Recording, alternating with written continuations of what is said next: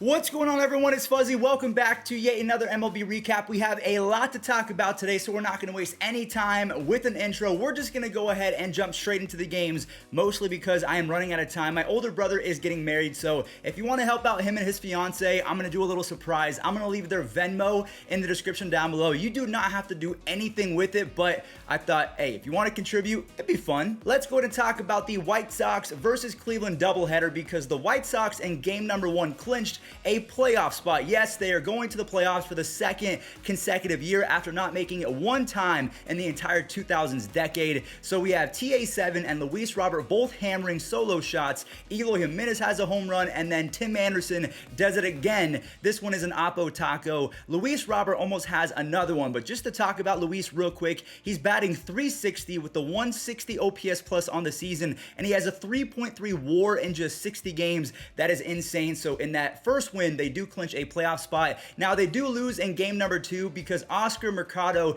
he hits a walk-off home run. That's really all I have to show. The White Sox, they already made the playoffs. The Cleveland season is officially over. So yeah, Mercado, a nice little smile on my face, even though we suck. Moving on over to the final walk-off from yesterday's games, we have the Padres facing off against the Giants, and this was a roller coaster game to a T. You have Jerkson Profar getting hit by a pitch, and that was followed up by Trent Grisham bringing in an RBI on a sac fly. Then Ha-Seong Kim and Victor Caratini, they make it 4-0 for the Padres. But then Mike Yastrzemski, he hits a home run in the second, which is no biggie. But then Austin Slater, he hits a 3-run go-ahead home run, and I'm thinking, oh no, the Padres season is going to end today. But Grisham, he clutches up to tie it, and Ha-Seong Kim, he grabs the lead on a home run. But of course, like I mentioned, it was a roller coaster game, so Tommy La Stella, he ties it up. So it was 6-6 going into the 10th inning. And then Victor Caratini, he puts the ball in play, and Profar is able to beat it out. He uses his wheels. So the San Diego Padres are now 7-9 versus the Giants.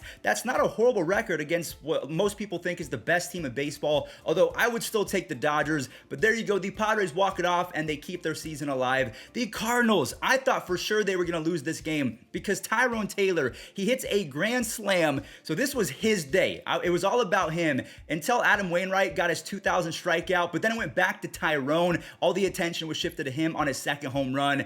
Adrian Hauser was fantastic. He only allowed one earned run in the 5th inning, and he went 6 total. But then Harrison Bader scores on a wild pitch. Goldie hits a 2-run bomb to tie it at 5 runs apiece. The Cardinals take the lead on a pass ball, and then Goldie, he puts the cherry on top with his second home run. In the second half, he has been an MVP type player. 330 batting average with 16 home runs, 49 RBIs in 61 games as the Cardinals, they win their 12th game in a row. So because the Giants lost, if the Dodgers win, they're only going to be 1 game back for first place in that division. So let's talk about the game. LA goes up 3-0 in the second, and Scherzer, he has been downright unhittable over his first 9 starts with the Dodgers, but the Rockies did not care about that. The Rockies always seem to play the Dodgers fairly well. Tapia caps a 5-run day for Max Scherzer with a home run of his own, but LA, they were not giving up. They were not going to go away easily. AJ Pollock has an RBI double, so he is back in that lineup, and he is raking. Trey Turner has an RBI single in the 9th to send this game to extras, where Max Muncy finishes the job 440 feet.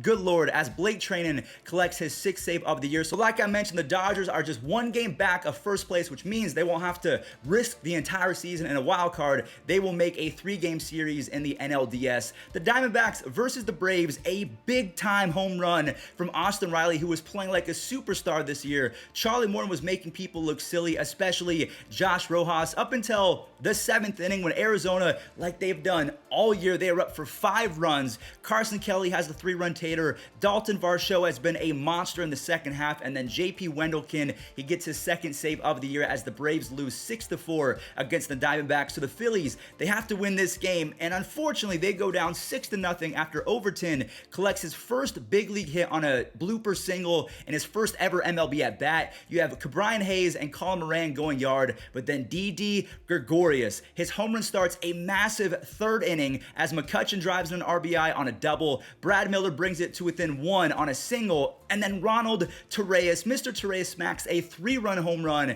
JT clutches up yet again. He has 4 RBIs combined between the 7th and the 8th inning as the Phillies. That's all that they needed as the Atlanta Braves lost, so they're just 2 games back of first place. So if you're a Dodgers fan or a Phillies fan, you are desperately trying to go for that first place spot in the division, so then you don't have to risk the season in a wild card game. Now, if we talk about the wild card standings, the Cardinals are 4.5 games ahead of the Phillies. The Reds are 5.5 games back, and the Padres are 6 games back. So it looks like the Phillies, their best chance is going to go for first place in the NL East. And then if we talk about the West, the Dodgers are just 1 game back. The Giants, they better keep it up. The Mariners faced off against the A's yet again, and Chris Bassett was back on the mound. I was so happy for him. I thought maybe his career was going to be in jeopardy after he got hit in the face by a comebacker, but he goes 3 shutout innings, only allowing 1 hit and had 4 strikeouts. The A's have a 3-0 lead, and then Abraham Toro, he doubles in a run in the 4th, and then a home run barrage happened for Seattle. Cal Raleigh hits a 2-run bomb. Mitch Haniger wants one, and then Luis Torrens, he grabs one of his own. So the Mariners used those 3 bombs to take the lead, and they sweep the A's for the first time in their club history.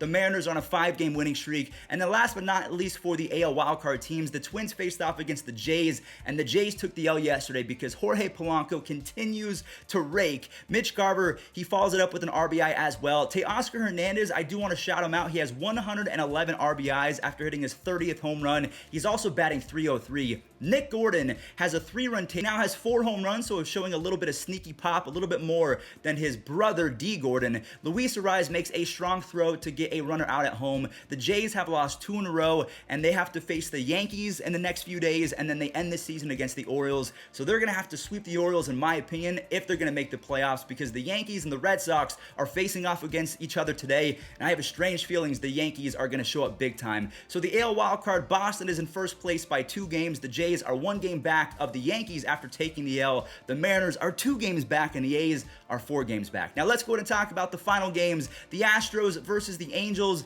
Jared Walsh has a sac fly in the 4th for Alex Cobb, who only allows 1 earned run in 5 2/3, and then Captain Jack Mayfield doubles in Walsh and Ohtani as Iggy, he strikes out 3 in his 33rd save of the year. The Nationals versus the Reds. Josh Bell knocks in Lane Thomas, and Juan Soto hits his 28th home run in the 6th inning, all for Patrick Corbin, who was fantastic. 7 strikeouts in almost 7 shutout innings. Soto does it again in Apo Taco, 29 home runs, and in the second half, he's batting .381, and he has a .473 batting average in September, and he has a 7.2 WAR on the season.